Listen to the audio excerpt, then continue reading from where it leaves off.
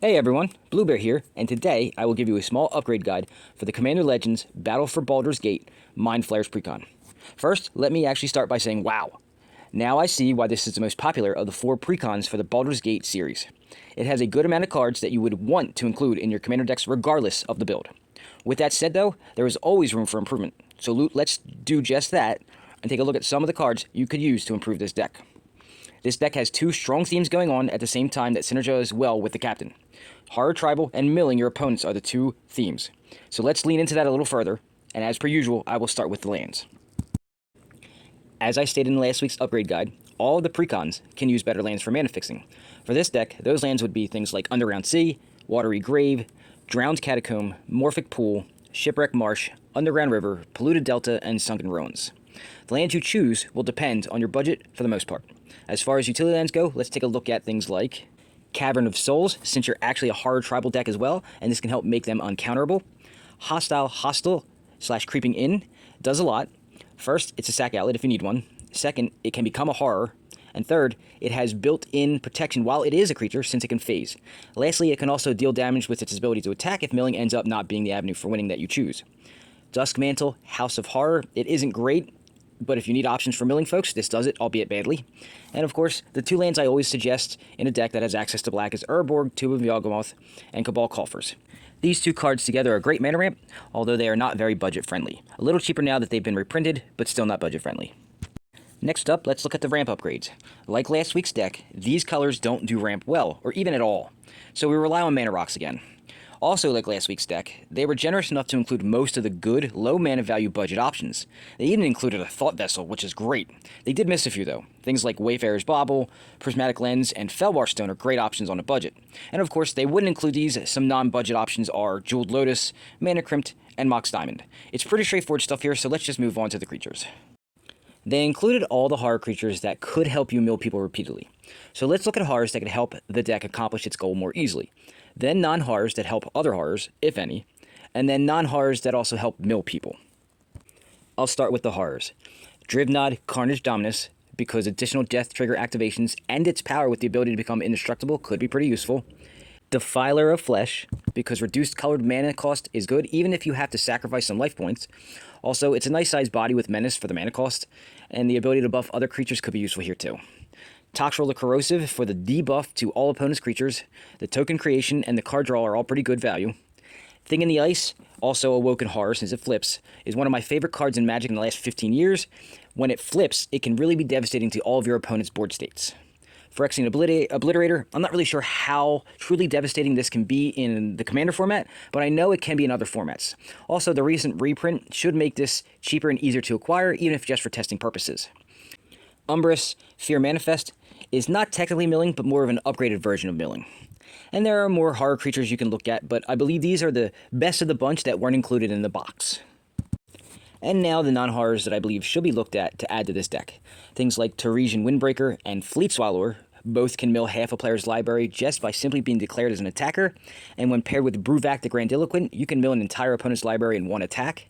Bruvak can really hasten the milling process here. Sir Conrad the Grim for repeatable milling.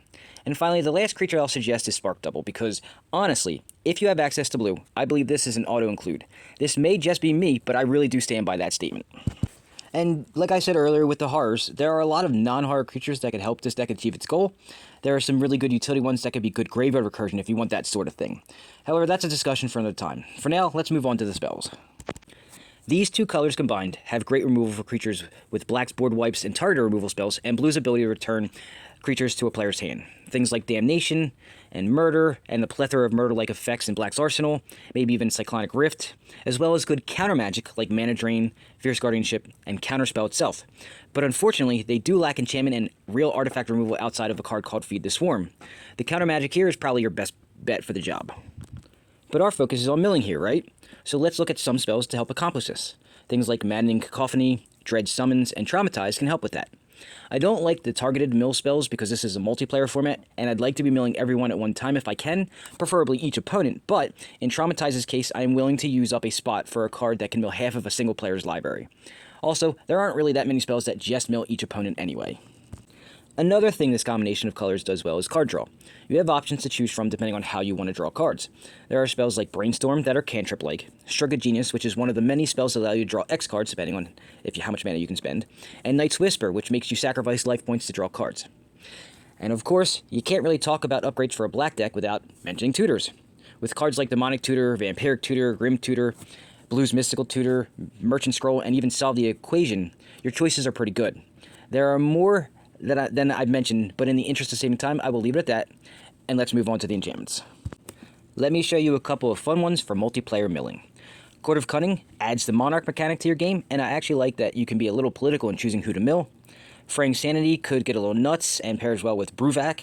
Memory Erosion I like because you don't even have to spend resources to mill people. They do.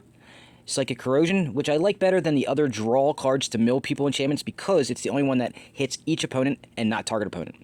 And Bloodchief Ascension, which I know isn't a mill enchantment, but wow, does it really synergize well with them. Then we have a plethora of staples for the Commander format. Things that help you either draw cards or make people sacrifice stuff, among many other things. Cards like Rhystic Study, Mystic Remora, Necropotence, Phyrexian Arena, Black Market Connections, Dictate of Erebos, Grave Pact, Leyline of the Void, especially good in mill decks, the Meathook Massacre, etc., etc. You get the idea. These two colors just have a lot of great enchantments that are basically auto-includes. So for now, let's just move on to the artifacts.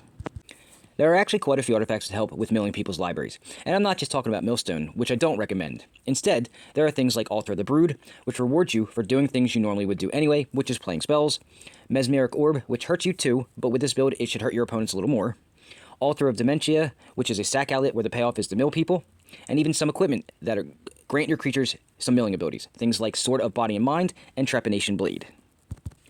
Then we have cards that copy triggers, which can duplicate the captain's triggered ability to mill. Things like Lithiform Engine, which can also copy other things that could be useful to you, and Tyrannic Resonator.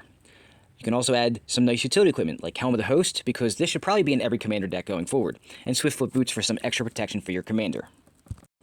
Then there are the tribal artifacts that can buff your horrors, things like Door of Destinies, Icon of Ancestry, and Vanquisher's Banner. And maybe if you find that the mana curve is a little too high, you can add cost reducers, things like Cloud Key, Bantu's Monument, the Jet and Sapphire Medallions, and even Urza's Incubator. These should help lower the overall cost of all your spells. Now let's look at the planeswalkers that can fit the mill theme. We actually have a good variety of mill-oriented planeswalkers, things like Ashiok Dreamrender, Ashiok Sculptor of Fears, Jace Beleren, Jace Memory Adept, and the new card from Phyrexia All Will Be One, Jace the Perfected Mind. There were no horror tribe-themed walkers, but the amount of decent mill-based ones should be enough. Lastly, I'm going to go over the combo I suggest for this deck. This week's combo is an easy one. They included Mindcrank in the box, so naturally, you just add a Duskmantle Guildmage. It's a pretty simple combo that turns into both infinite damage and infinite milling that can hit all of your opponents at once. It's even budget-friendly, if that even matters to you. And that's what I've got for you this week as far as upgrades go for the Commander Legends Battle for Baldur's Gate Mind Flayarrrs Commander Precon. I've been looking to do a mill-style commander deck myself, and this seems like a good starting point for me or anyone trying to do just that. I'd be interested in seeing if Umbra as the commander would be a better choice, or if he should just be part of the 99. And that's it for the Baldur's Gate Commander Precons, so next week I will move on to the Dominaria United Precons. Join me for that. If you have any comments, questions, suggestions, or concerns, or you just want to talk or chat about any of the videos I put out, you can do so using any of the methods I have displayed here. Additionally, if you would like to support the channel, you can do so in 3 ways. Donations are accepted and greatly appreciated. I have 3 methods with which you can do so displayed on the screen, and keep in mind that no amount is too small. If donations aren't your thing, and you would like to get something for your money, that's great too. I sell a lot of the decks I present on the channel, as well as mystery packs. So, if you're interested in any of these, you can contact me using the information I have up on your screen right now. Directly contacting me is usually the best and cheapest way to do so, but you can always look at what I currently have available on the Facebook Marketplace. And lastly, if you want to show your love and support for the channel, but like myself, are a little strapped for cash, it doesn't cost you anything to subscribe to the channel if you haven't done so yet, watch some videos and give them a like, and possibly share them out on your social medias you use to help spread my content to more people. No matter what way you choose is greatly appreciated and will help support the channel, and I thank you for it. Sadly, that is all the time I have for this video. Thank you for watching, and please, stick around and watch some of the many great videos I've posted over the last few years, and remember to check back again for new content I'll be posting every week. Have a great day.